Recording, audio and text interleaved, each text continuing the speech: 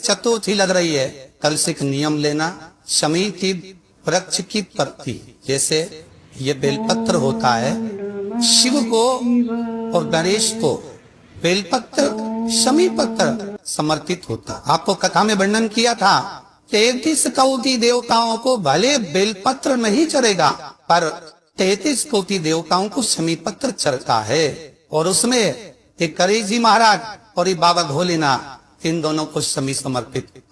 कथा में पहले भी वर्णन किया, आज फिर आपको ये शिवलिंग है, समझ लेना बहुत अच्छे से।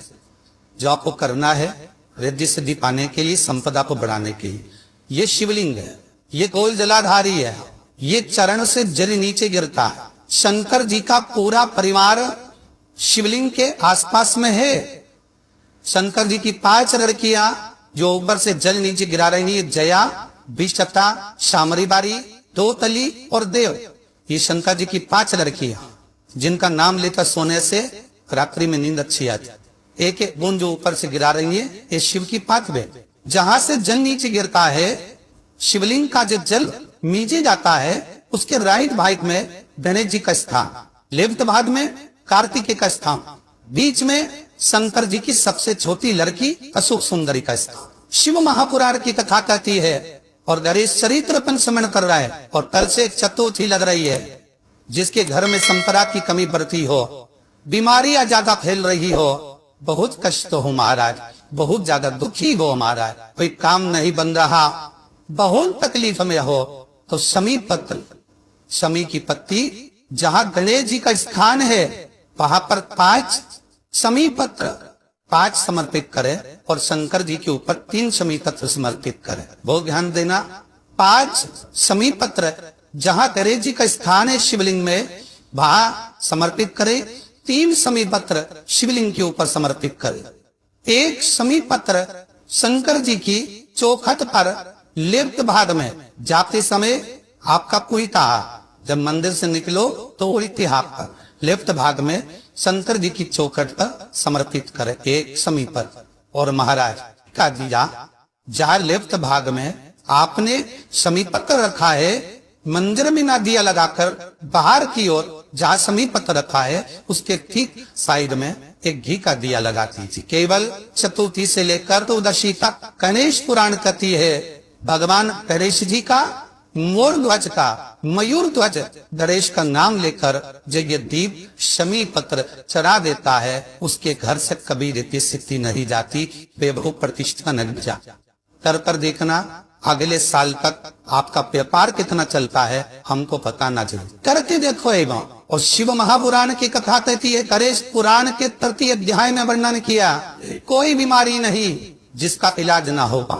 हरा मूंग की कटोरी भर लो, मूंग जानते हो, हरी मूंग की दाल होती है ना, जो हरा मूंग, आखा मूंग हरा की कटोरी भरो, उस पर गुड़ की थोड़ी गुड़ की बत्ती, गुड़ की उस पर रखो, 5 बेलपत्र रख लो। और जिस व्यक्ति को बहुत भारी बीमारी है, कैंसर जैसा रोग भी है, तो दोस्तों अगर आपको ये उपाय देखना अच्छा लगता है, सुनना अच्छा लगता है, तो प्लीज़ हमारे चैनल को सब्सक्राइब करें, साथ में बेल आइकन को प्रेस जरूर कीजिएगा, ताकि जब भी कोई वीडियो आए तो आपको उसका नोटिफिकेशन मिल जाए। और ऐसे ही उपाय जानने के लिए हमारे साथ में जुड़े रहिए फ्रेंड्स। महाराज सीधे हाथ में रखकर नाम तोड़कर खुदता बोलकर और भगवान से करे जी से विनती कर कर उस कटोरी नहीं लेना, पुरानी कटोरी नहीं लेना, कोई कटोरी घर में नहीं हो, नई कटोरी, और उसको गणेश जी के मंदिर में पहुंचा दीजिए। गणेश जी के मंदिर में पहुंचाए, गणेश जी के मंदिर में पंडित जी भी बैठे रहे, हाथ में मत देना उस कटोरी को, भले दरवाजे पर चौखट पर गणेश जी के राइट हैंड की ओर, आपका उल्टा हाथ होगा, गणेश जी का सीधा हाथ होगा, तो गणेश जी का जो राइट हैंड हो, दर्शन करते समय सीधा हाथ इधर आएगा, उस हाथ की वहीं पर हाथ जमीन पे ही रख देना, पर रखना भूमि। महाराज कैसी भी बीमारी होगी, अगर चलने में भी तकलीफ हो रही हो, भी पंतर मन पड़ जाए। गणेश जी महाराज ने कश्यप ऋषि से कहा, सुनो कश्यप बाबा, आपने मुझे दुर्वा समर्पित करी है, ये दुर्वा जो मुझे देगा वो वैभव पर प्राप्त करेगा, जो दुर्वा मुझे समर्पित करेगा उसके जीवन में रोग दूर हटेगा। इस दुर्वा का अलग अलग महत्व है महाराज। कुएं के पास की सफेद दुर्वा, कुएं के पास की सफेद दुर्वा यदि 40 दुर्वा गांठ लगाकर गणेश जी को समर्पित कर कर वापिस उठाकर उस दुर्वा को खाली पे, आपके घर में भी गणेश जी होंगे, उनको समर्पित करो। खाली पे इस दुर्वा को केवल चबा चबा कर खा लो और आधे घंटे बाद पानी को पी लो। गणेश जी को चराना, सफेद दुर्वा को गणेश जी को समर्पित कर कर चबा चबा कर खाना। उदर की प्रॉब्लम, जो भी मसा आदि की प्रॉब्लम होती है उदर से जुड़ी हुई होती है, जिस चीज से जुड़ी होगी, पेट की जितनी प्रॉब्लम होगी आपको, जितनी भी प्रॉब्लम होगी वो सारी, कितनी भी प्रॉब्लम हो पेट से जुड़ी हुई प्रॉब्लम जितनी भी हो, समाप्त। यही दुर्वा शिव महापुराण की कथा कहती है।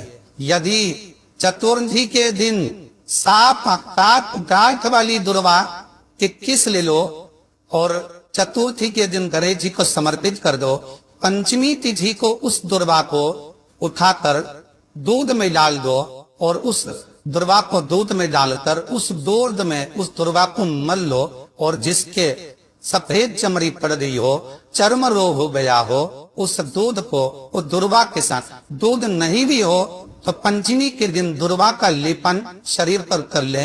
आधे घंटे तक करने पर पंचमी को प्रदोष काल में स्नान कर ले।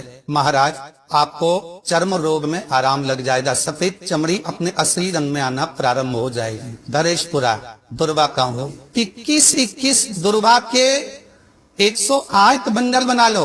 अगर एग्जाम में बैठ रहे हो, सरकारी परीक्षा में बैठ रहे हो, पास नहीं हो रहे, नौकरी नहीं लग रही, बहुत जरा इंटरव्यू दे दिया, 21 दुर्वा के 108 बंडल बनाओ, उसकी माला बनाओ और देवी के मंदिर में, माता जगदम्बा के मंदिर में, अर्थात जहाँ शंकर पार्वती पूर्ण परिवार विराजमान हो, ऐसे देवी के मंदिर में गणेश जी के गले में वो माला अर्पण करिए, अपना नाम बोलकर और जिस एग्जाम में बैठ रहे हैं उसका भाव वर्णन कर कर मारे, और वहीं से एक पुष्प लेकर अपने कमरे में जहाँ पढ़ते हो कांच की प्लेट में उस फूल को रख दीजिए और दूसरे दिन एग्जाम के लिए चली जाइए। आपको उसका फल अवश्य मिलेगा, अवश्य आप उसमें उत्तीर्ण होंगे, फल प्राप्त। दुर्वा सुख का अनुभव करा दे।